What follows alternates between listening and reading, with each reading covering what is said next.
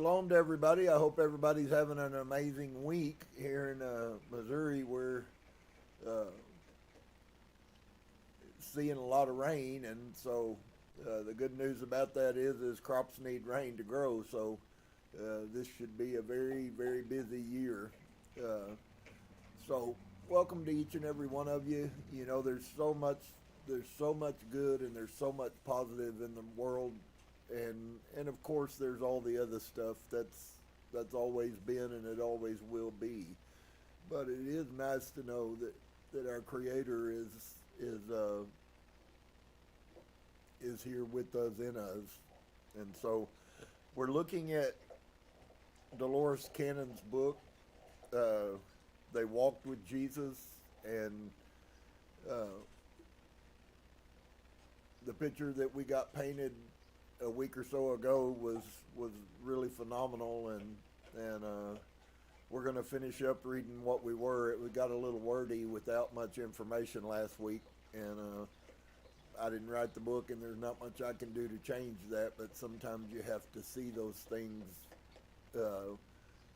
Hopefully you got the picture that was different than maybe what we've been told. Certainly they have done much to orchestrate truth out of many of the pieces and paint you the new truth. We're seeing that narrative now, you know, in our politics, that we want to paint out the truth, the history of what it was. It couldn't have been as bad as we think it was. And so we'll always encounter these things, but what's so amazing is that Source, the Creator, the All, the Mind, all of those things are still present. Nothing's changed. Nothing's gone away. Humans come and humans go, and humans come and humans go. And but the Creator is always existent. And so we come together and we say, hopefully you'll connect your heart spiritually with us, and we say to you, namaste. So let's read a little bit of this. We move into a new area.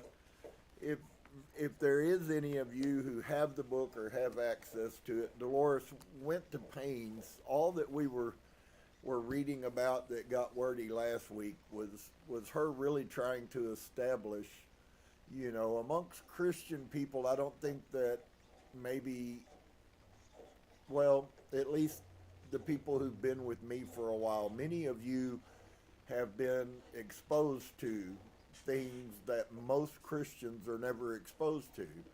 And you have to understand that Dolores came from that environment, and of course when she wrote these books, the environment Christian-wise in our society was totally different than what it is right now. I mean, totally different.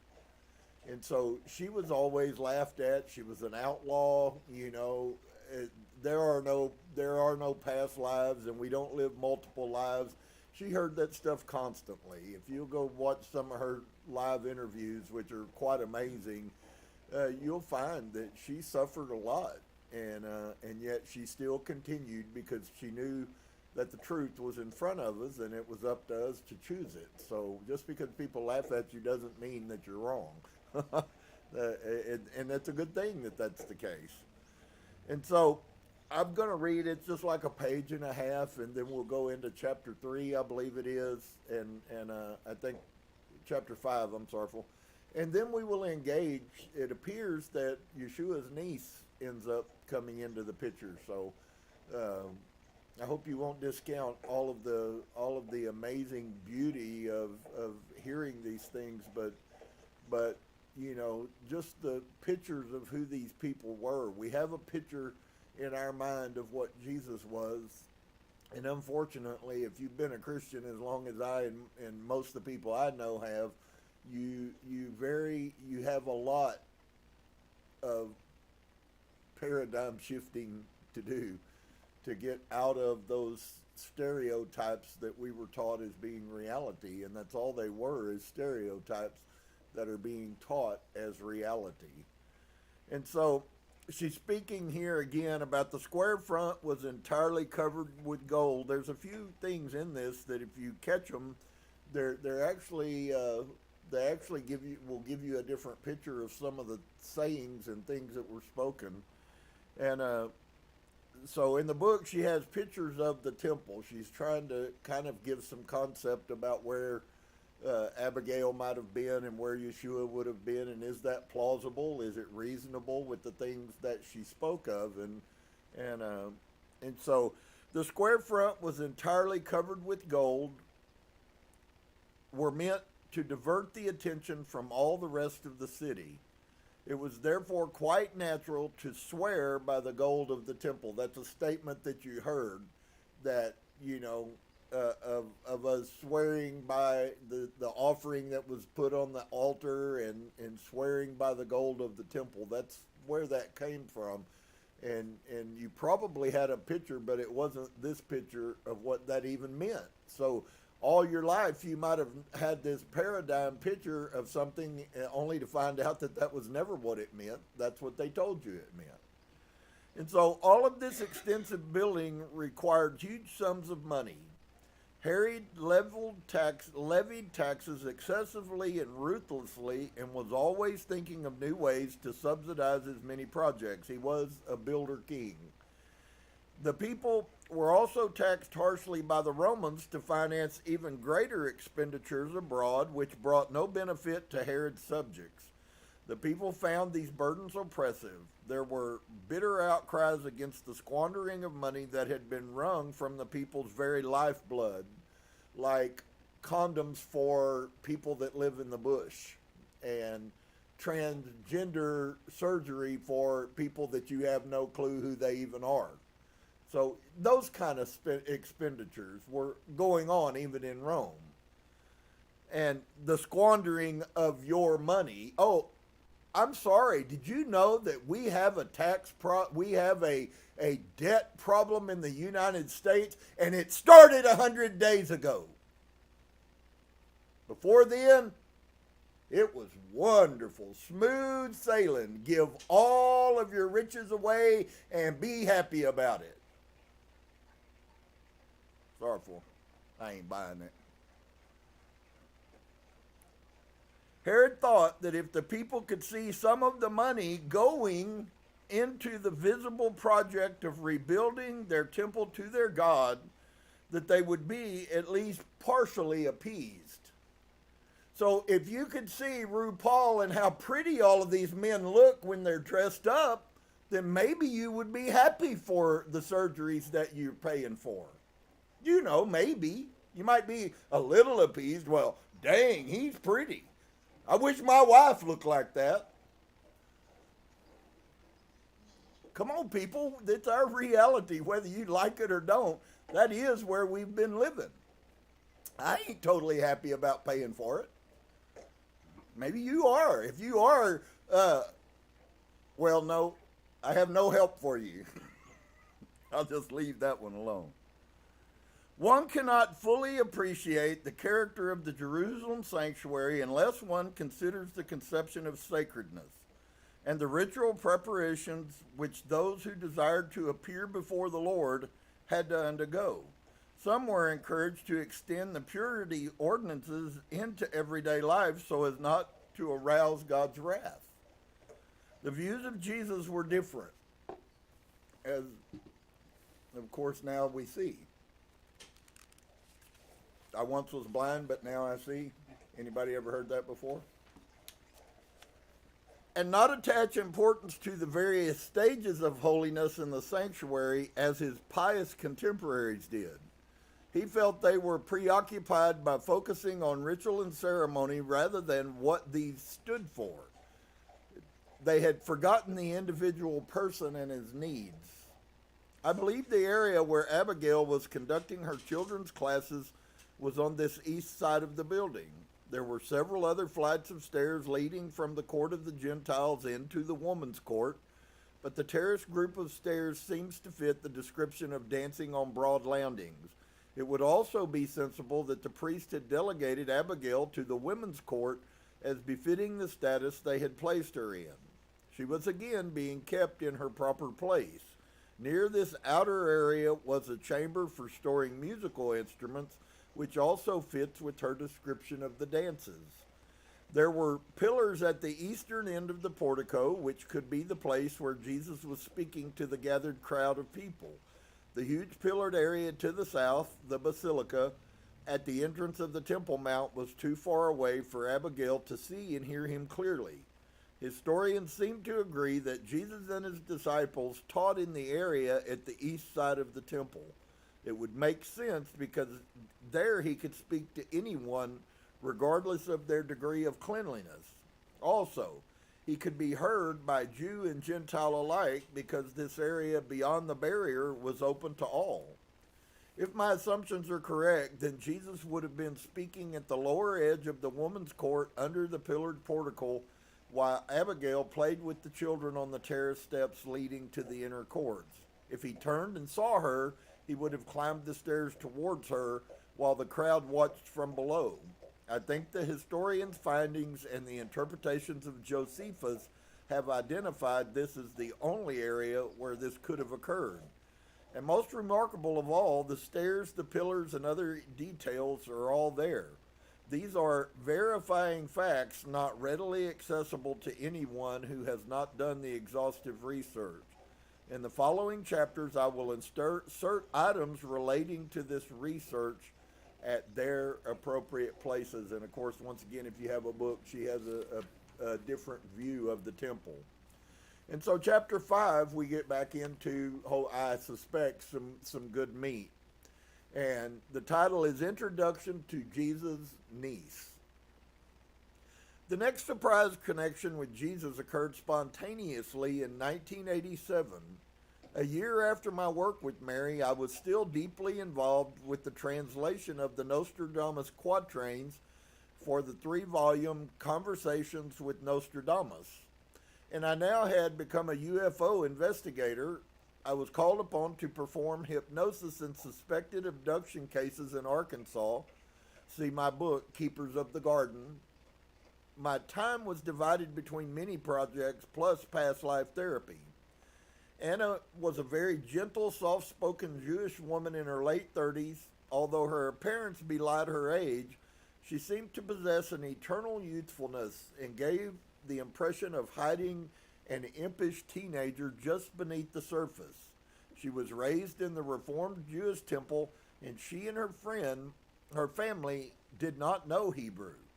Anna and her husband had decided to escape from the crowded and noisy conditions of Los Angeles, where she had been born and raised. They chose to live a quieter lifestyle in our Arkansas hills and built a bed and breakfast establishment on the outskirt of a nearby tourist town. I had known her for several years, and I had worked with her as a subject on many projects. She had proven to be an excellent subject, and I had conditioned her to go quickly and easily into deep trance. I can truthfully say that Anna is one of those rare individuals who are capable of deception. She is the most trustworthy person I have ever met. That's saying something.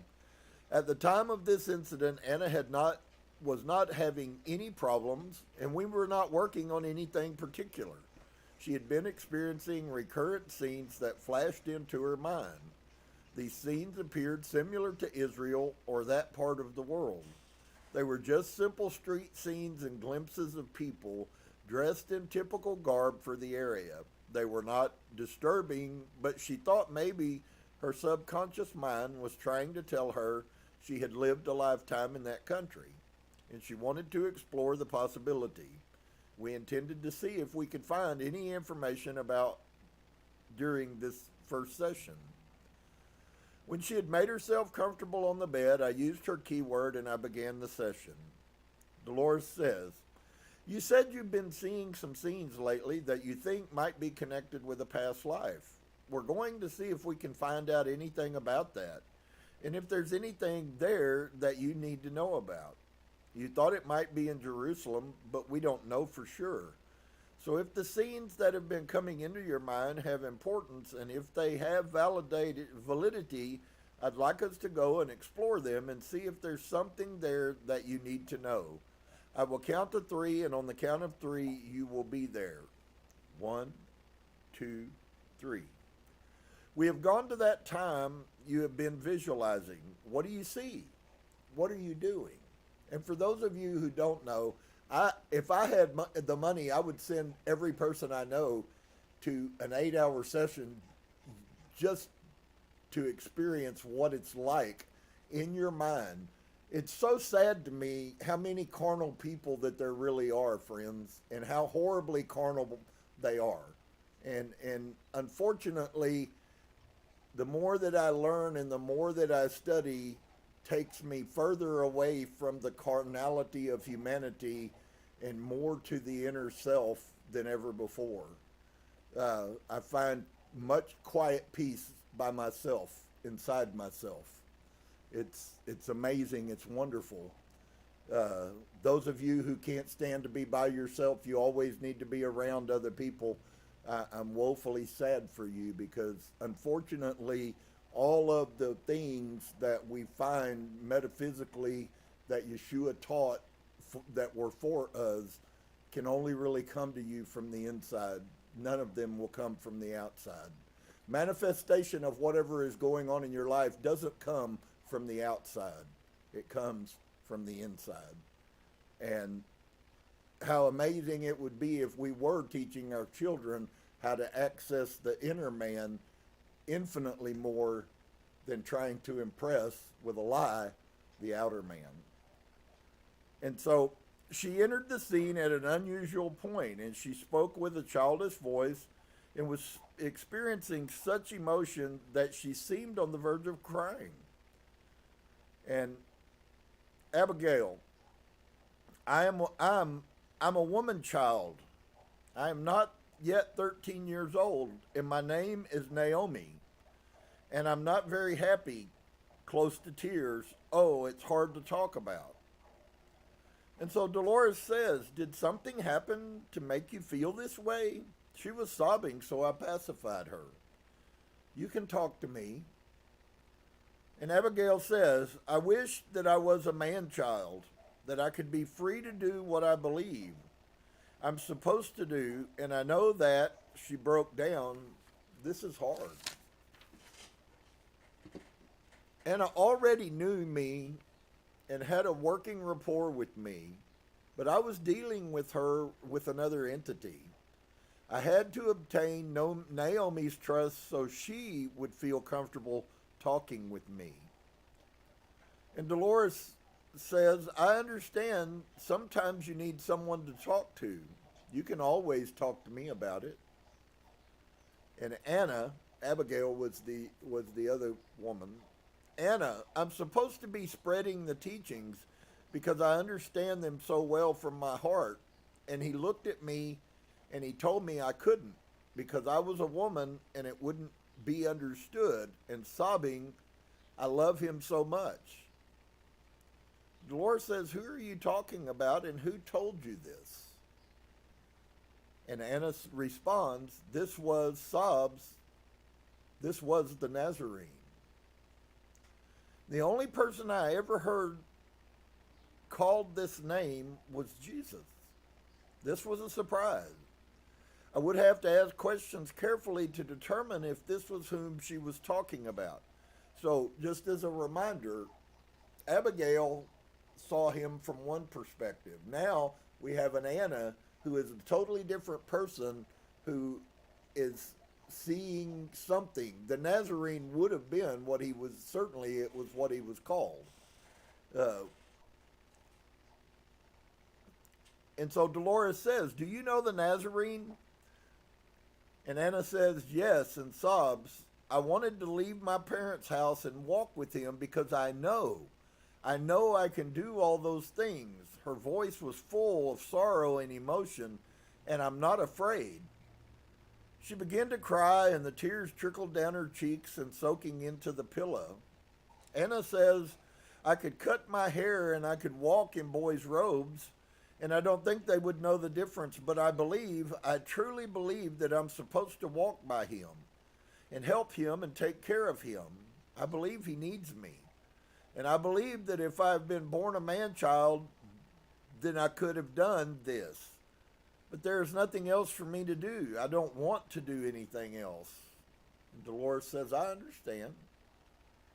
And Anna says, they say my father is his half-brother, sniffle, and if that is so, I think I should be allowed to do this. This was a great surprise, and I assumed she was speaking of Jesus, but did he have a half-brother? In Jesus and the Essenes, it was mentioned that he had several brothers and sisters, but we did not come into contact with them in that book. Although I was confused, I had to think of ways to ask questions that would not be leading. And so Dolores says, who is your father? And Anna responds, my father is the forge master. He works with metal. He's the village metal worker. He makes locks and various things with the different metals he forms. And Dolores said, you said he is half-brother to this other man. Anna responds, that's what I was told. I don't know if that's why they want to keep me from him or not. And she asked, what is your father's name? And Anna responded, Joseph. Another surprise. I had found that in that culture, the oldest son was often named after the father. And so Dolores asked, how long have you known this other man? Anna responds, I've always known him. He's always been there.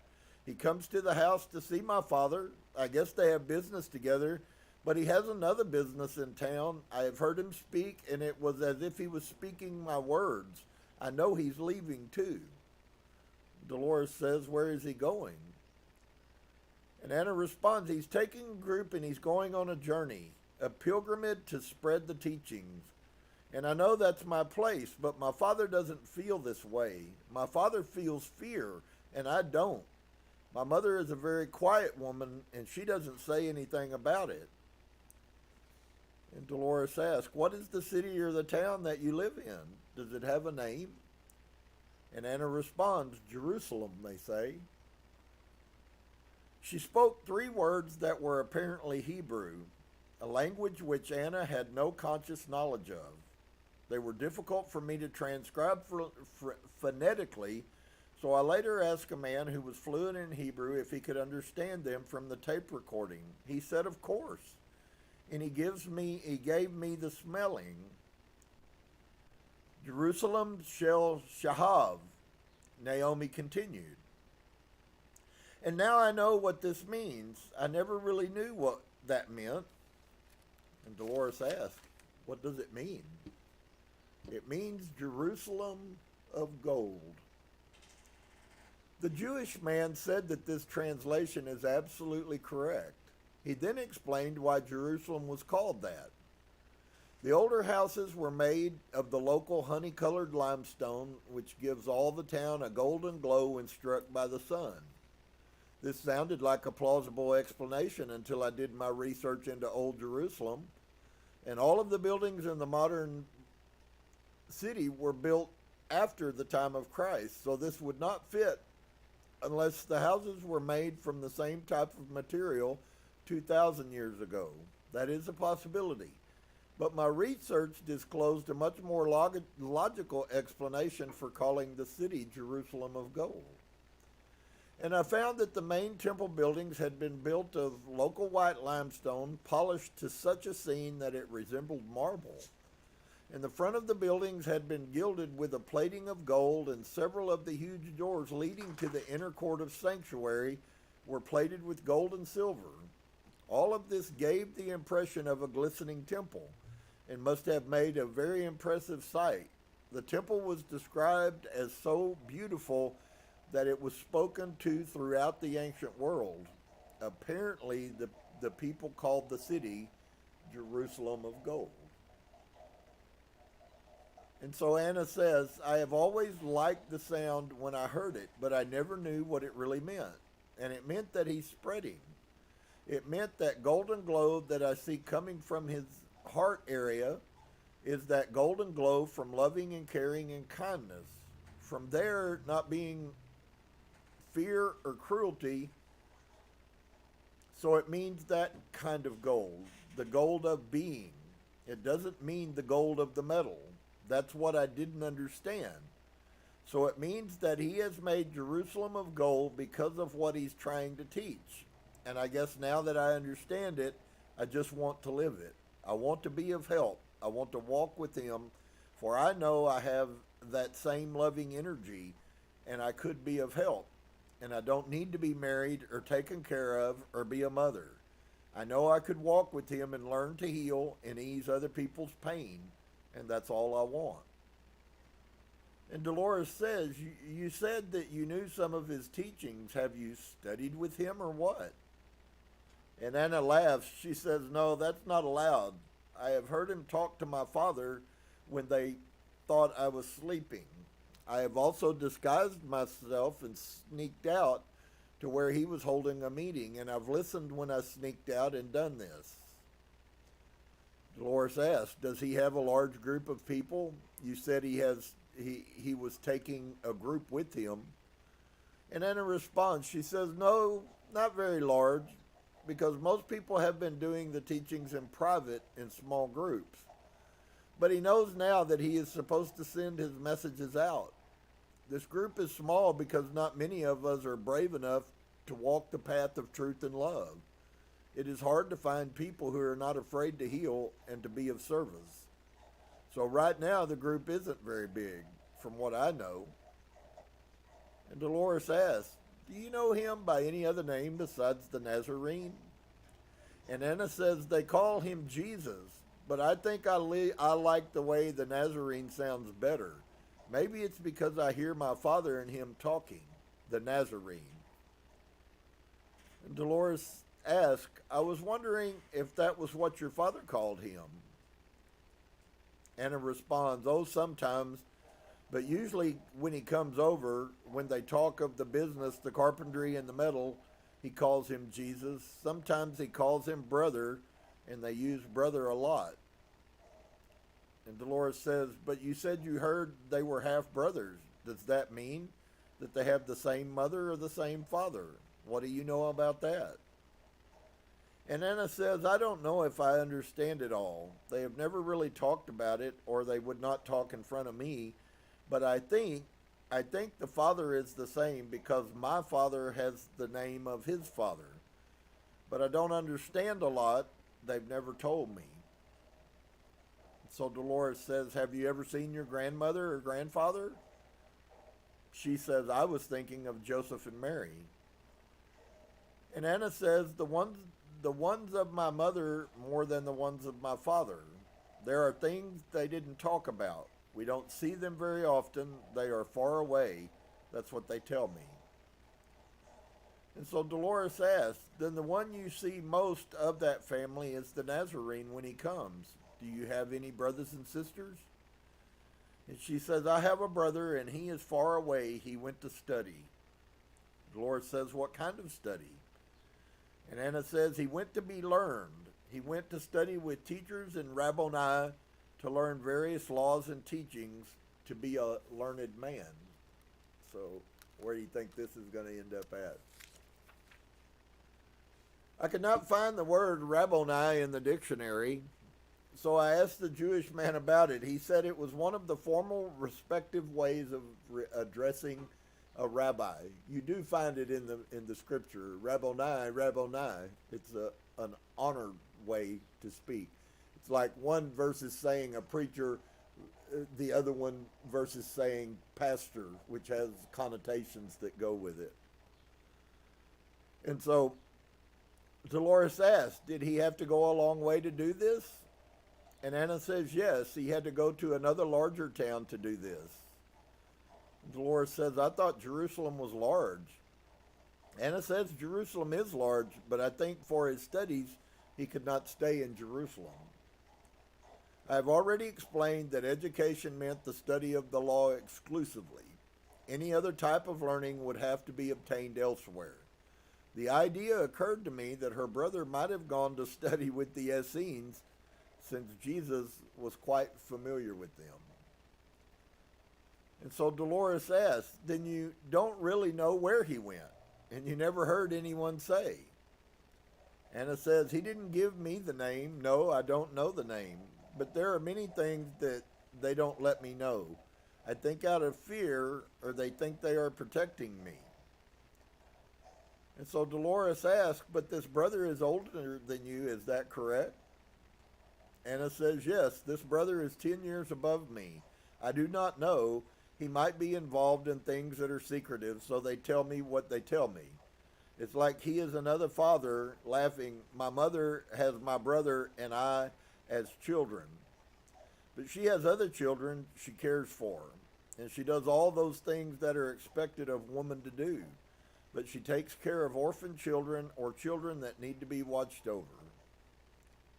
And Dolores says, can you tell me what the Nazarene looks like and what his physical appearance is?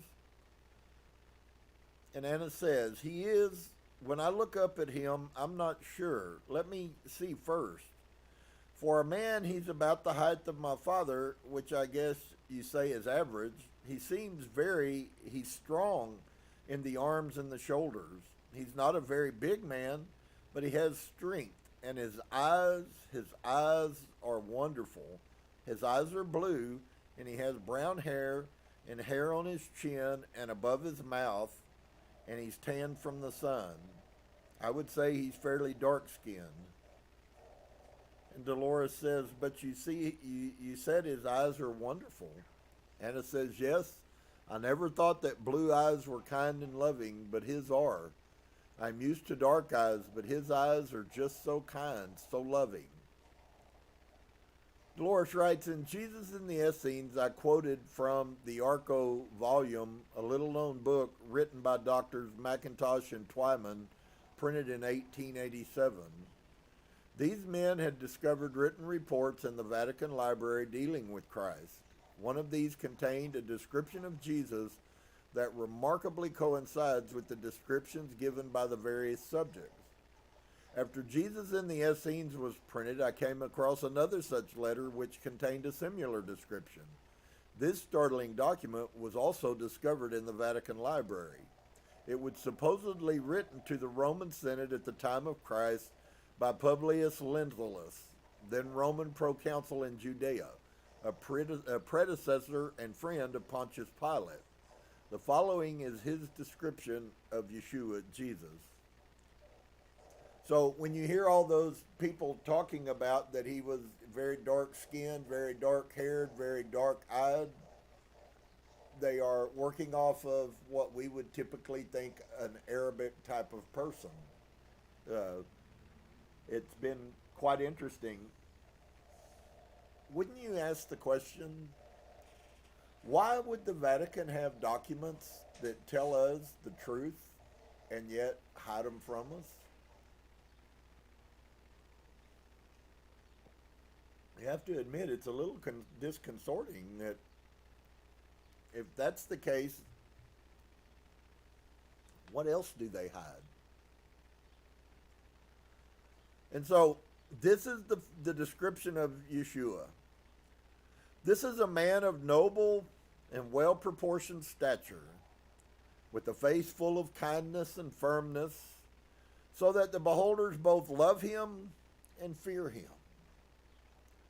His hair is the color of wine, probably tawny and golden at the root, straight and without luster, but from the level of the ears, curling and glossy and divided down the center after the fashion of the Nazarenes. His forehead is even and smooth, and his face without blemish, and enhanced by a tempered bloom. His countenance ingenuous and kind. His beard is full, and the same color as his hair, and forked in form. His eyes blue, and extremely brilliant. In reproof and rebuke, he is formidable. In exhortation and teaching, gentle and amiable of tongue. None have seen him to laugh, but many of the contrary to weep. His person is tall, his hands beautiful and straight. In speaking, he is deliberate and grave, and little given to loquacity. In beauty, surpassing most men. So there's a document that was written from the person who was over of what he viewed Yeshua to be. Pretty striking. This was taken from the article, What Did Christ Really Look Like by Jack Anderson, which appeared in the Parade magazine in 1965. And so Dolores asked again, you said he has been coming to your house for as long as you can remember. Anna says, yes, I have always known him. I have always seen him there. When I was very little, I just thought they did business together. But I think he was trying to heal a family problem. It would be natural if they were brothers that he would come from time to time to see him. I'm very interested in this man. He sounds very unusual. And so Anna responds, well, I know I went to him the other day and I told him I want to walk with him, sadly again. And he told me that being a woman child, it would be too difficult. People would not understand. And I told him I could cut my hair and wear robes of men and they wouldn't know. And he said that I would walk with him, but the time was not now. And I don't have any wish to do anything else. I am not my mother's child. I am not made to do things that she does. I am just in this woman's body. And Dolores said, maybe he meant that you would have to wait a while. If he said the time was not now, he didn't really say no. Maybe he will let you go with him later. And Anna responds, I hope so, but I can be of service anyway and try and remember what I have heard him say and help my mother with those children that need such care. And Dolores said you sneaked out one time and listened to him speak. Was it only one time? And Anna says, well, there haven't been many opportunities because I do not like to dishonor my parents. But I was so pulled by my voices to go listen to him. So I was there a few times. I would hear in our little part of town where meetings were held or overhear people talk to my father. They were held in various places. People had secret parts of their homes or underground spaces in the town area. And he would hold a meeting and teach a way of life that is right and should exist for all. During excavation, the archaeologists discovered that the underneath portion of Jerusalem is riddled with secret passages and underground chambers dating back even before the time of Christ. Some of the houses could have had secret entrances leading to underground meeting rooms. And so Dolores says, can you remember some of the things he said? Anna says, well, when I think about it, I can see the glow of the golden light around his heart area. And I remember most that he said just to love and care for one another as you would have them do to you. I guess that's what I remember most. His wisdom is strong, and yet it is not brutal. So he's teaching that you do not have to inflict pain on another in order to have understanding. And Dolores says, why does he have to meet in hidden places? Anna responds, because there's a group in the governing powers that are beginning to think he might have an influence on more people than they thought. I don't think they believed in him or took him seriously in the beginning. And I think they are worried now because the poor and the helpless and the ones who have faith and believe are turning towards him more and more. So there is a change in the feeling from the governing bodies. They are becoming harsh. They are becoming afraid of his power of truth. They are a wasteful bunch of people. They take and have rooms full of wealth and care not what happens to the sick and the poor. So the meetings are held in secret. And Dolores says, I wonder why they would be afraid of one person. Anna responds, they weren't in the beginning, but I think some in the governing bodies have heard him. They know he speaks a truth which they are feeling in themselves, and within themselves they are torn, because they cannot feel allegiance to the other body. So great conflict is being created, I'm afraid. During this time, Israel was burdened under the heavy yoke of the occupation by the Romans, They had many of their freedoms taken away and were being excessively taxed to the extent that many of the Jewish people felt like slaves in their own country. They were looking for a Redeemer, a Messiah, a Savior to come and deliver them from the situation. They desperately wanted the lifestyle returned that they had enjoyed before the Roman occupation. But there was also great fear because the Roman army was strong. Many secret groups were forming, advocating the overthrow of government by violence. One of the most notable were the Zealots, of which Judas Iscariot has been identified as a member. They wanted war and were looking for a leader strong enough to organize their movement. Many of these groups, some violent and some peaceful, thought that they had found such a leader in Jesus because he was speaking of things that had never been heard before. The priests did not like him because he preached a philosophy that was different from what they were teaching. Thus, he was watched carefully by both groups. The Romans were especially diligent because they saw he was gaining followers, and they knew the civil unrest only needed a strong leader to organize a revolt. The wide dispersion of the Jews had caused Jerusalem to become a center of considerable magnitude in the Roman Empire. Whatever took place there took place on the world stage. Thus, any action by a subversive like Jesus was carefully watched and reported to Rome. And so Dolores asks, you say he has a group that goes with him most places. Do you know any of the people in that group? And Anna responds, there are a few men I have seen. They don't really let it get out in the public very much. But it seems they are men of his age. There seems to be a bond, a following. They believe in the same things and are working for the good of the whole. So there are a handful that I always see around him. And Dolores says, I was wondering if you might know any of their names. You know I won't tell. I'm just curious. And Anna responds, there seems to be a man called John. Said as a question, and this man, I've seen John a lot, but these other men, I don't think I know their names. I thought you might have heard him or your father call them by name. What does John look like? You said he's about the same age.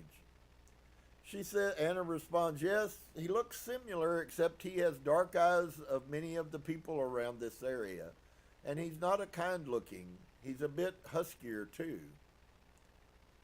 Dolores says, you said a while ago something about the voices telling you to do something. What did you mean by that? And Anna responds, well, I don't like to dishonor my parents or go against their wishes, but sometimes I hear things. The voices coming into my head tell me these things are all right because you do them for the right reasons. You do them not with dishonor. You do them because you are honoring your faith in your God. The voices are so strong that I know it's all right to disguise myself and sneak out of the house. And this is what you mean. You hear them inside your head. Do you have any certain religion, or do you know what I mean? And Anna responds, they don't teach the women child very much, at least not for my family. But they are of the Judaic belief, I think, too. The Nazarene is of this belief, yet he is walking a different path, because there is much unkindness in the laws. So I think that is why families are being torn. People are having trouble understanding or knowing their own beliefs now. Dolores writes, this was part of the conflict Jesus had with the priests in the temple. He did not agree with their interpretation of the law, the Mosaic rules that had been set down for the Jews to follow. He thought they were unfair and interpreted too strictly. In Jesus and the Essenes, it was obvious that in his study of the laws he found other meanings. His outspoken remarks caused friction, so he had turned away from the temple and resorted to telling people in secret about his versions of religion. As his popularity grew, so did opposition of the priests, who thought he was trying to undermine their authority. And so Dolores asks, does your family go somewhere to worship? And Anna says they do. They go to the temple. And Dolores asks again, have you ever been to the temple yourself? And Anna responds, yes.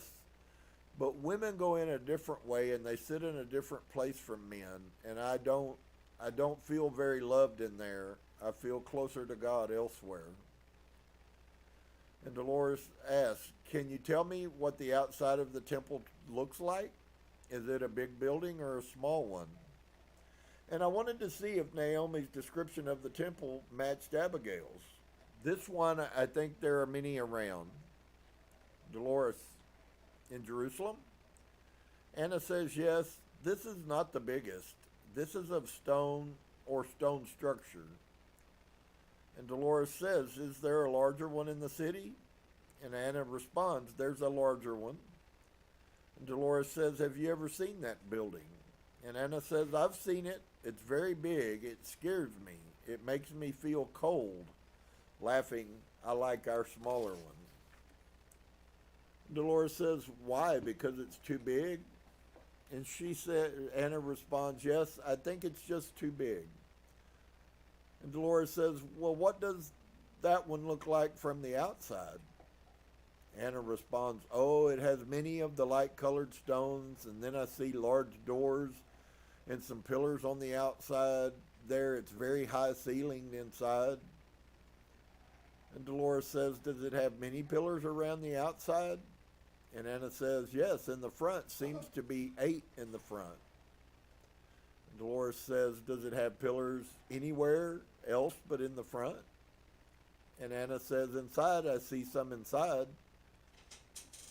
And Dolores asks again, does it have steps going up to the doors?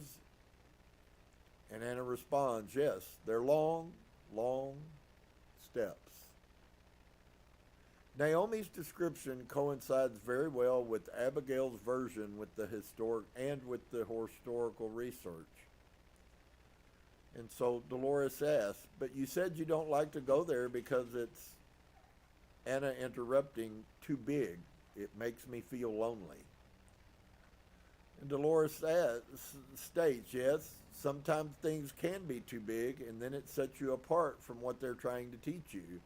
But the women are not really taught lessons. And Anna says, no, not where I have grown up. They don't teach the women. The men are educated. The Rabboni will teach the men, but he doesn't teach the women.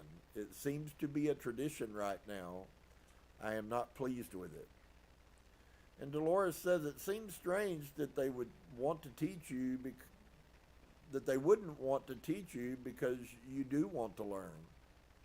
And Anna says, I have learned. I have learned anyways. I have listened and I have learned, and I have had friends that have taught me. And Dolores says, well, the group that follows the Nazarene, are there any women in that group, or is it just men? And Anna says, I see women, but I don't know if they are with the group all the time or if they are there because they are wives or sisters.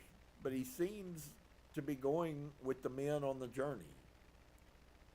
And Dolores says, I was thinking that if there were other women in the group, maybe you might be allowed to go later. And Anna responds, maybe. There's a Jeremiah. Jeremiah is coming to my mind, and I'm not sure why. I think he is one of the men that go with him. Dolores asks, is Jeremiah the same age as the others? And Anna says, no, he seems a little younger. And Dolores says, this country that you live in, does it have a ruler? You were talking about a governing body a while ago. And Anna says, they call him king. King? I guess they call him king. And then he has a ruling body, I guess. And Dolores says, have you ever heard them talk about the king? And Anna says, my father has. They think he is an unjust king. It's like I told you, they have rooms and rooms, storehouses of wealth, and there are too many poor people out there.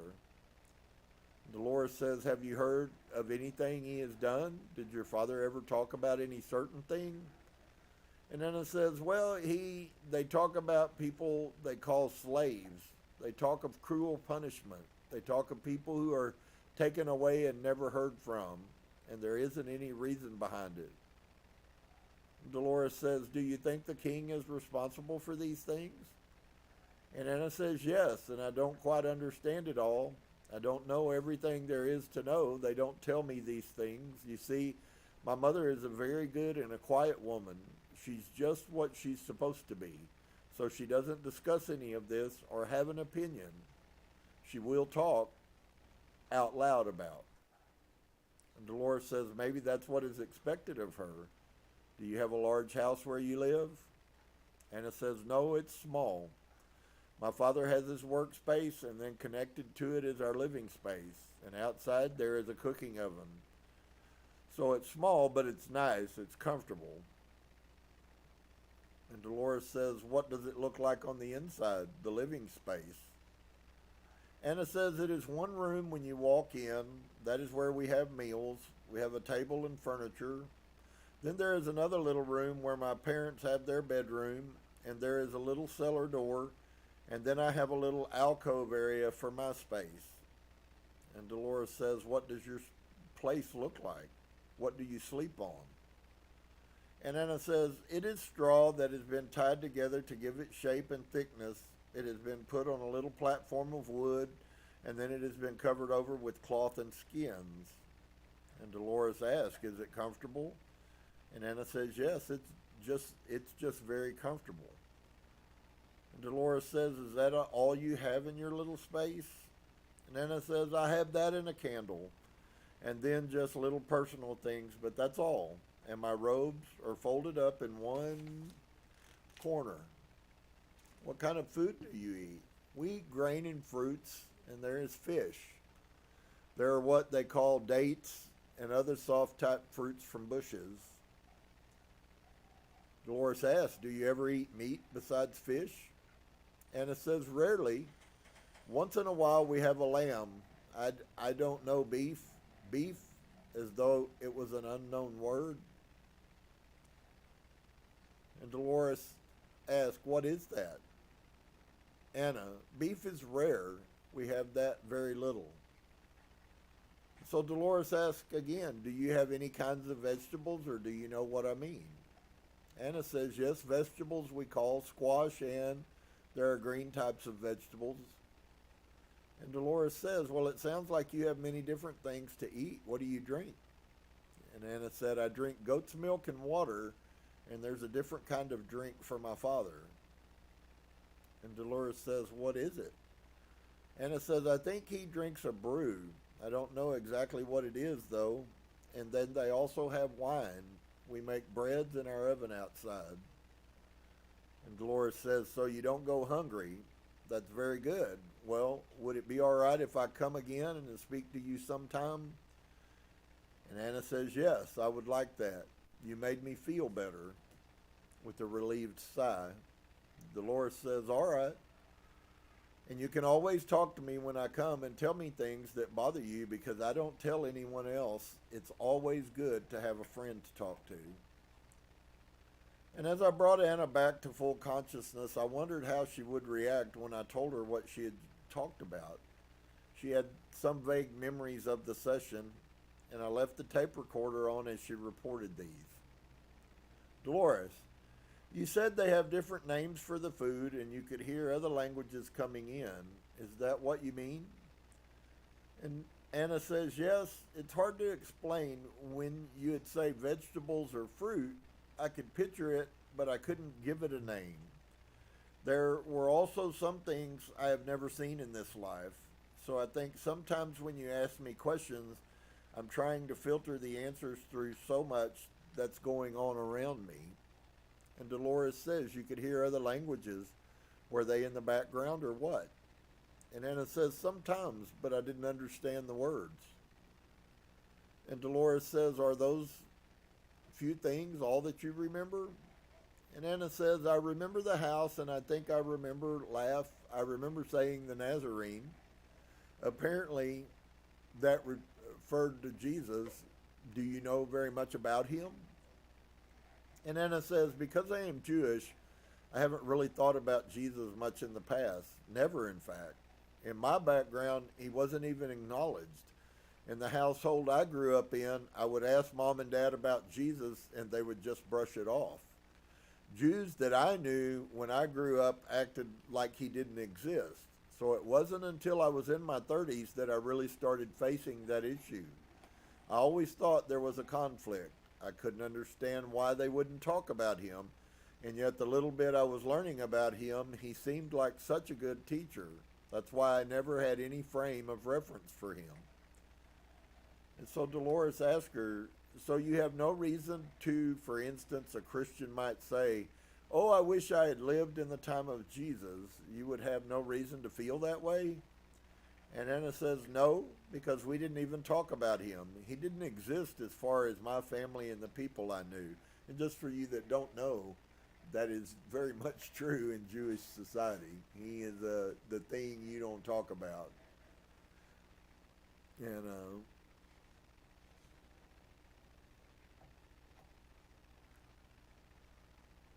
so Dolores asked, if I told you that you have known Christ in that life, what would you say? And I'd say, she laughs, I don't think I can respond to this, with another laugh. And Dolores says, what would you say if I told you he was your uncle? And Anna, a stunned expression, I didn't know Jesus was I find it really confusing. I find it almost comical. That is absurd. I am Jewish. To have such a story coming from me has to be the worst possible choice. And Dolores says it's hard to believe, in other words. And Anna says, well, right now I'm uncomfortable with it. Ever since I was a child, because of my parents, nobody ever told me about Jesus. And Dolores says, but they didn't play it down either. And Anna says, no, my parents really wouldn't have known how to talk about it. They always had pat answers. There wasn't a whole lot of communication as a child. I just learned what to ask and what not to ask. I learned at a really young age that there were certain things you didn't ask about. And they just said, there are Jewish people and there are non-Jewish people. We believe in God, and they used to tell me they've got Jesus, and to us, Moses, who gave us the 10 Commandments, was like our Jesus. These were the kind of things that my parents would tell me.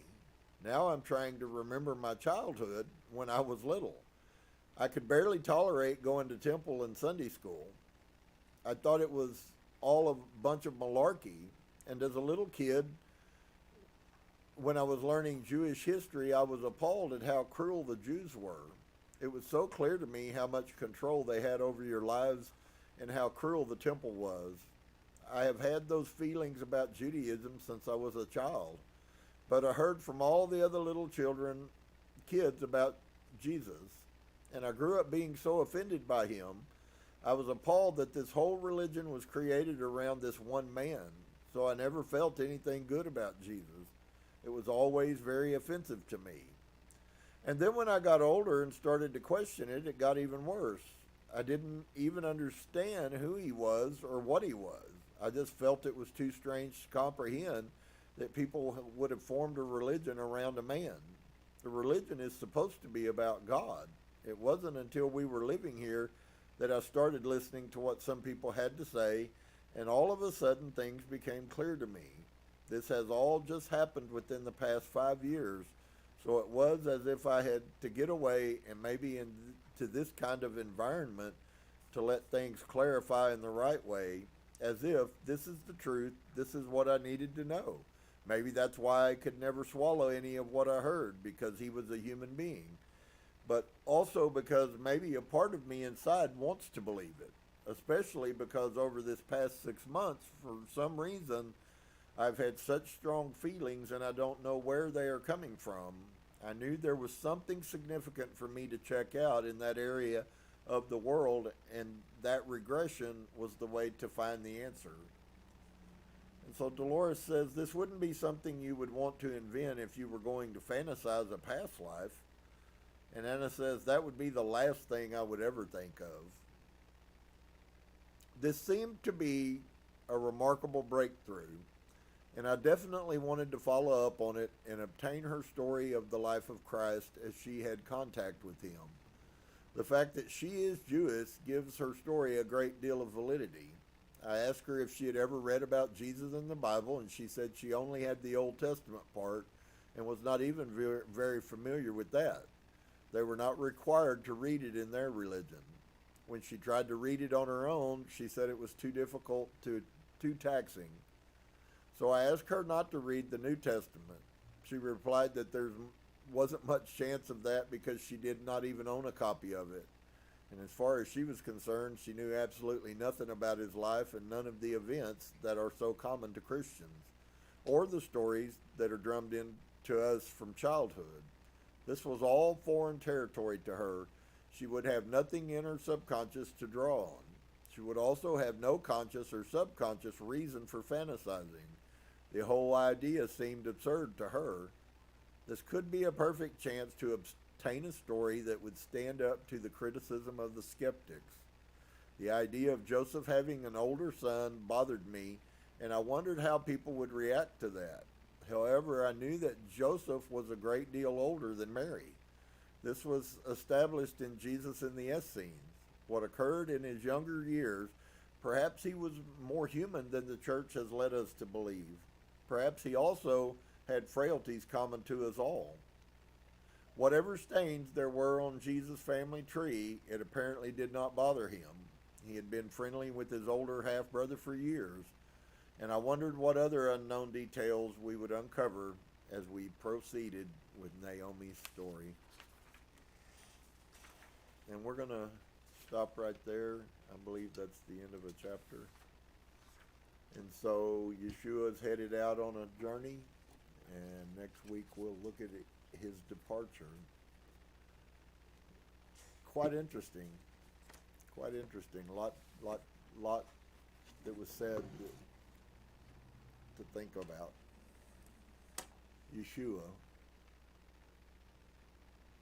How do you go from God to human? Or from human to God? That might be the better question to ask. What if he and we are both? Namaste to each and every one of you. May you have an amazing week.